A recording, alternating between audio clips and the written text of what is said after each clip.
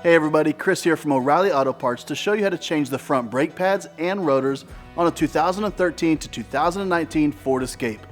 Before I get into that, take a second to subscribe to our channel if you haven't already so you don't miss out on any of our new content. Today I'll be working on this 2019 Escape, and procedures will be similar on this model from 2013 to 2019, but be sure to know the specifics for your vehicle before getting started. If you're not completely comfortable doing this yourself, we'd be happy to recommend a professional technician in your area. Once you've got your supplies together, here's what you'll do. Park on a level surface. Use a 19mm socket and breaker bar to loosen the lug nuts on the front wheels. Chock the rear wheels. Jack up the front end and put it on stands. Remove the lug nuts on the wheel where you'll be working first. And take the wheel off. Turn the steering wheel for easier access to the caliper. Remove the rubber caps to access the caliper bolts. And use a T45 torque to remove the bolts.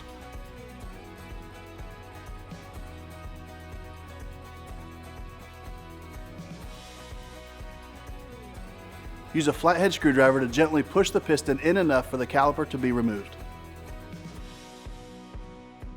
You'll also use a screwdriver to pry off the old brake hardware. Now you should be able to remove the caliper from the rotor. Take the old pads out of the caliper. You could pry them out with your flathead if needed. And use your caliper hanger to suspend it, making sure to keep pressure off the brake line. Use an 18mm socket and breaker bar to loosen the caliper mounting bracket bolts, and a ratchet to take them off completely. Set your mounting bracket aside for now. Remove the rotor from the hub. Since you're replacing the rotor, it's okay to use a hammer to break it loose if needed. Never hammer a rotor you plan to continue using. Use a wire brush to clean any rust off the face of the hub. Once it's clean, apply 100% silicone grease to the hub before installing the new rotor. Use brake cleaner and a rag or shop towel to wipe down the friction surface of your new rotor. Remember, the brake cleaner will strip paint, so use it with caution around any painted areas. Also use brake cleaner to thoroughly spray down your caliper mounting bracket. Don't use a wire brush on this bracket. If it's rusty where the pads or the brake hardware ride, it needs to be replaced. Install your new rotor on the hub and use a lug nut to keep it in place while you work. Use your silicone grease to lubricate the caliper mounting bracket where the pads will ride. Put it back in place on the rotor and secure it with the bolts you removed previously.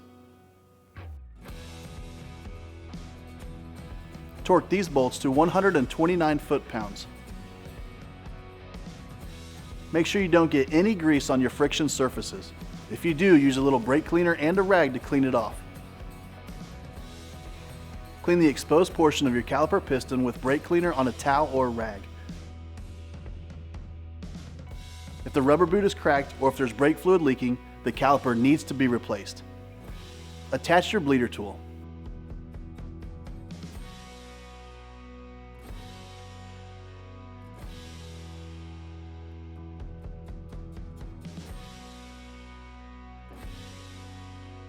Use a caliper piston tool or C-clamp to push the piston back into the caliper. Use an old pad between your caliper piston and piston tool.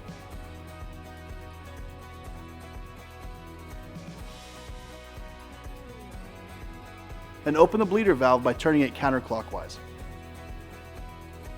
Be sure not to pinch the boot, and be sure not to push on the piston itself when you do this. Compress the piston. Old discolored brake fluid and small particles of dirt will be discharged. Retighten the bleeder valve before detaching your bleeder tool. The caliper piston needs to be flush with the caliper housing.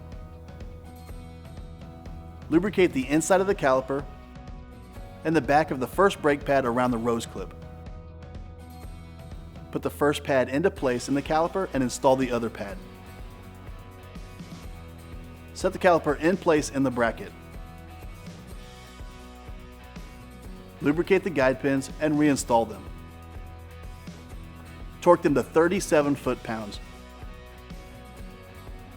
And replace the bushing caps. Check to make sure the pads are against the rotors and the pistons are flush with the caliper. If you used a lug nut to hold the rotor in place, you can remove it now.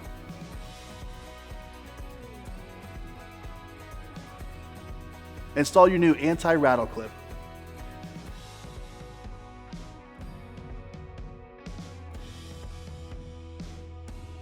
Put the wheel back in place and hand tighten the lug nuts, making sure the wheel is seated flush against the hub. Except in unusual circumstances, pads and rotors should be changed in pairs, so repeat these steps on the other side. Lower your vehicle and use a torque wrench to tighten the lug nuts in a star pattern to 100 foot-pounds.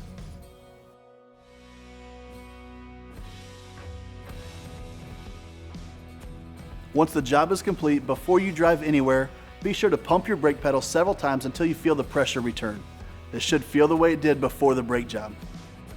Check your master cylinder and add fluid as needed. To help break in the new components, it's a good idea to test drive your vehicle, slowing it 15 to 20 times from 50 to 30 miles per hour with moderate brake pressure, allowing the brakes to cool in between each slowdown. Try to avoid aggressive stops during the break-in process. Your brakes will probably smell after you've done this, and that's okay. If the odor persists past 500 miles or so, or if you have excessive dust on one wheel, you may have a stuck caliper. And that's it. You'll find everything that you need for this and other jobs at your local O'Reilly Auto Parts store or O'ReillyAuto.com. Our how-to videos are designed to help answer questions we get in our stores every day. If you found this one helpful, subscribe to our channel to get all the latest. We'll see you again soon.